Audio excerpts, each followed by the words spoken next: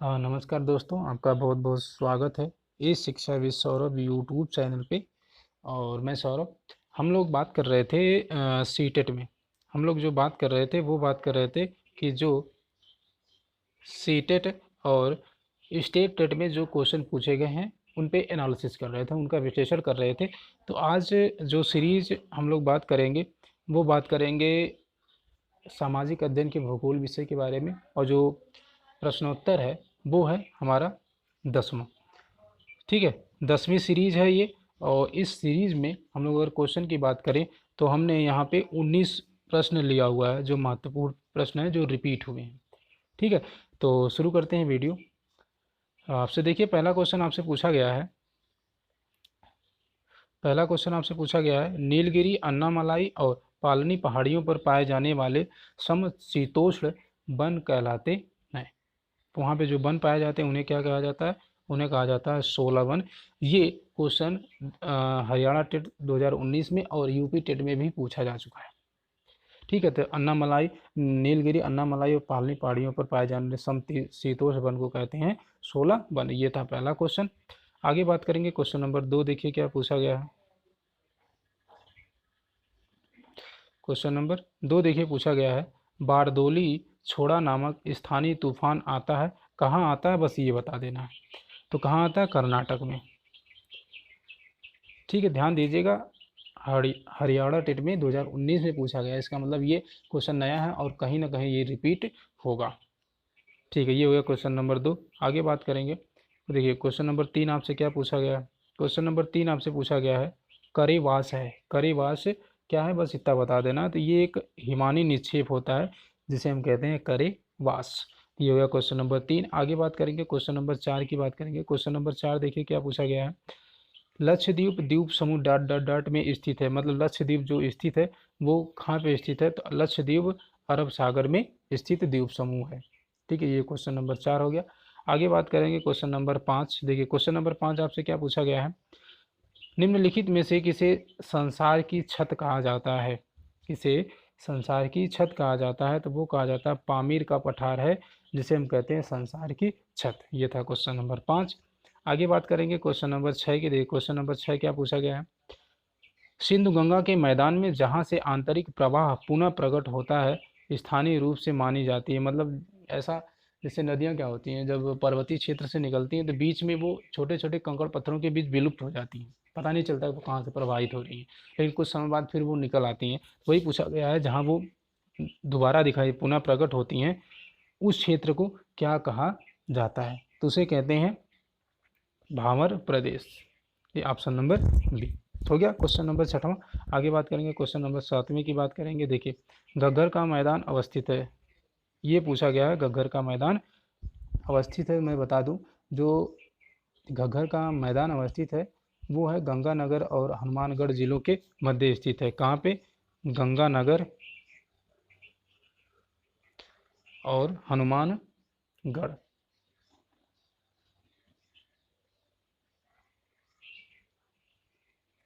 ठीक है, इन दोनों के बीच घग्गर का मैदान अवस्थित है। अब ऑप्शन देख लेते हैं, ऑप्शन क्या क्या है। देखिएगा, पहला ही ऑप्शन आपको मिल गया गंगानगर हनुमानगढ़ जिलों के मध्य जो है घग्गर का मैदान अवस्थित है।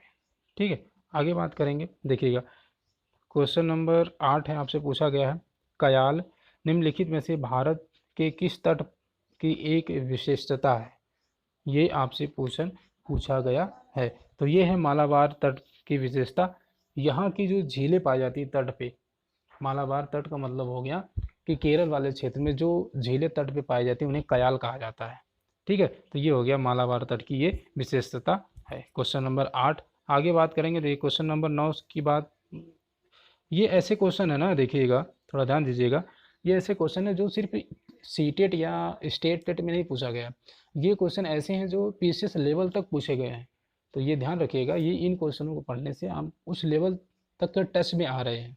ठीक है, तो देखिएगा निम्नलिखित किस नदी में माजुली द्वीप स्थित है? ये पूछा गया है। ठीक है, आपको शायद पता होगा, नहीं पता होगा मैं बता दूं, ब्रह्मपुत्र नदी है जहाँ जिसमें माजुली द्वीप अवस्थित है। और माजुली द्वीप विश्व का सबसे बड़ा नदी द्वीप है। ध्यान दीजिएगा, ये विश्व का सबसे बड़ा नदी द्वीप है। तो ये हो गया क्वेश्चन नंबर 9। आगे बात करेंगे क्वेश्चन नंबर 10। देखिए क्या पूछा गया। क्वेश्चन नंबर 10 आपसे पूछा गया है, भारत के निम्नलिखित राज्यों में कौन सा भूआबद्ध नहीं है। भू आबद्ध नहीं है मतलब इन ऑप्शन में से कौन सा ऐसा क्षेत्र है जो भू आबद्ध नहीं है। बस इतना बता देना है। तो जो कर्नाटक का क्षेत्र है वो भू आबद्ध नहीं है। तो क्लियर हुआ क्वेश्चन नंबर 10। आगे बात करेंगे क्वेश्चन नंबर 11। देखिए पूछा गया है शिवकिला प्रसिद्ध पर्वतीय दर्रा, मतलब जो शिवकिला दर्रा है वो कहाँ पे है, बस इतना बता देना है। जो शिवकिला दर्रा है वो है हिमाचल प्रदेश का दर्रा, बस इतना बता देना। शिवकिला दर्रा प्रसिद्ध है पर्वतीय दर्रा, वो कहाँ का है तो वो हिमाचल प्रदेश का है। ये हो गया क्वेश्चन नंबर 11। आगे बात करेंगे क्वेश्चन नंबर 12। देखिए क्या पूछा गया है, कौन सा द्वीप मूंगे से बना हुआ है। कौन सा द्वीप मूंगे से बना हुआ है। तो जो हमारा लक्षद्वीप है ये बना हुआ है मूंगे से। ठीक है, तो ये हो गया क्वेश्चन नंबर 12। आगे बात करेंगे। देखिए क्वेश्चन नंबर 13 आपसे क्या पूछा गया है। क्वेश्चन नंबर 13 पूछा गया है, क्वेश्चन नंबर 13 पूछा गया है कि भारत के निम्न में से किस राज्य में सुंदरबन पाया जाता है। तो अब राज्य का नाम दिया हुआ मैं आपको बता दूं यहीं पे ऑप्शन। जो सुंदरबन पाया जाता है वो पाया जाता है पश्चिम बंगाल में। ठीक है, पश्चिम बंगाल वाले क्षेत्र में सुंदरबन डेल्टा या सुंदरी, वहाँ सुंदरबन में सुंदरी नामक पौधे पाए जाते हैं, इसलिए कहा जाता है कि सुंदरबन। ठीक है, तो ये पश्चिम बंगाल में पाया जाता है। तो ऑप्शन देख लीजिए, ऑप्शन क्लियर हो जाएगा ऑप्शन से। देखिएगा कहाँ कहाँ पाया जाता है, तो आपके ऑप्शन है तो पश्चिम बंगाल में सुंदरबन पाया जाता है। ठीक है, तो ये था क्वेश्चन नंबर 13। आगे बात है क्वेश्चन नंबर 14 क्या पूछा गया है, भारत के लगभग मध्य से होकर गुजरने वाला प्रमुख अक्षांश कौन सा है। तो आपको पता होगा एकदम आराम से, लेक्चर में मैंने बहुत अच्छे से बताया था। वो है कर्क रेखा, कर्क वृत्त, मतलब 23.5 अंश उत्तरी अक्षांश जो है वो भारत के लगभग मध्य से होकर गुजरता था। ये है क्वेश्चन नंबर 14। आगे बात करेंगे क्वेश्चन नंबर 15। देखिए क्वेश्चन नंबर 15 क्या पूछा गया। क्वेश्चन नंबर 15 है, मैत्री और दक्षिण गंगोत्री नामक भारत के शोध संस्थान निम्नलिखित महाद्वीपों में से कहाँ स्थित है, ये बताना है। तो देखिएगा ये दोनों मैत्री और दक्षिणी गंगोत्री ये हैं अंटार्कटिका पे। ये एक शोधशालाएं हैं जो भारत के द्वारा वहाँ पे स्थापित की गई हैं। ये क्वेश्चन कई बार पूछा जा चुका है। ठीक है, तो ये हो गया क्वेश्चन नंबर 15। आगे बात करेंगे क्वेश्चन नंबर 16 की बात करेंगे। देखिए क्वेश्चन नंबर 16 क्या है, निम्नलिखित में से कौन सा मरुस्थल का एक उदाहरण है।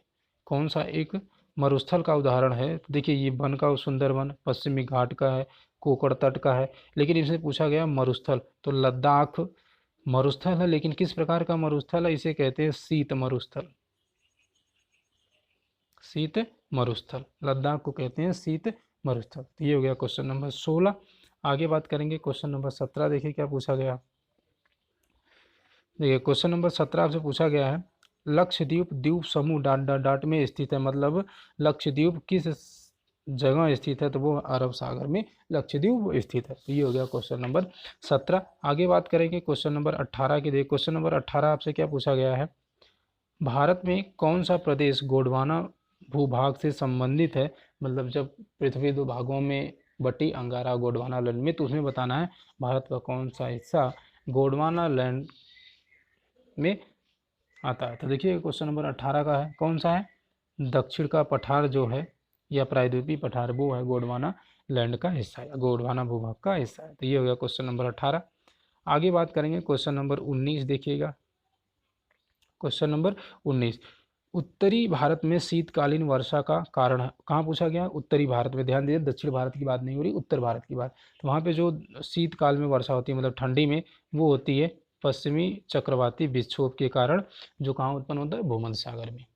ठीक है, ये भी क्वेश्चन पूछा गया है कि जो पश्चिमी विक्षोभ होता है वो कहाँ उत्पन्न होता है, तो वो होता है भूमध्य सागर में, और जिसके कारण उत्तर भारत में शीतकालीन मतलब जनवरी या फरवरी महीने में बारिश होती है। तो ये हो गया क्वेश्चन नंबर 19। आज का ये अंतिम क्वेश्चन था, लास्ट क्वेश्चन था।